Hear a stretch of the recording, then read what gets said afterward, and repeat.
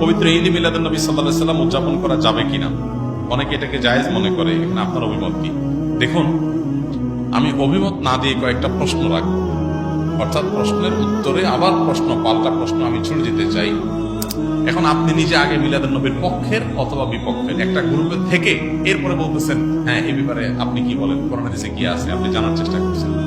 এইভাবে আপনি আসলে সত্য জানতে পারবেন না। এক, আপনি খোঁজার চেষ্টা করেন যে ওনার জন্ম তারিখটা এটা কি সুনির্ধারিত, অবিতর্কিত, নাকি এটা নিয়ে নানা মত আছে। আপনি একটু পড়াশোনা করার চেষ্টা করেন। নাম্বার দুই, নবী করিম সাল্লাল্লাহু আলাইহি সাল্লামের জন্মের তারিখটাকে তিনি নিজে উদযাপন করেছেন কিনা প্রতি বছর, এটা আপনি একটু জানার চেষ্টা করেন।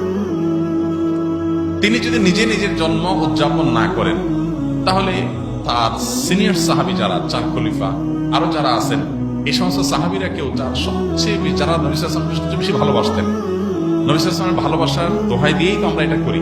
তো তারা যারা নবী সাল্লাল্লাহু আলাইহি ওয়াসাল্লামকে এর ভালোবাসায় যারা উত্তীর্ণ হয়ে গেছেন, ভালোবাসায় যারা প্রমাণিত, তার আশিকে রাসূল বলি, যেটাই বলি আমরা তথাকথিত, এই জায়গাটা যারা ইতিমধ্যে প্রমাণিত হয়ে গেছেন, সেই সাহাবীরা যাদেরকে কোরআনে আল্লাহ সার্টিফিকেট দিয়েছেন নবী সাল্লাল্লাহু আলাইহি ওয়াসাল্লামের আনুগত্যের ব্যাপারে, ভালোবাসার ব্যাপারে, সেই মানুষগুলো নবী করিম সাল্লাল্লাহু আলাইহি ওয়াসাল্লামের জন্ম দিবস উদযাপন করেছেন কি করেন নাই, আপনি এই বিষয়ে একটু খোঁজ নেন, তথ্যপত্রগুলো ভেরিফিকেশন করেন, যাচাই করেন।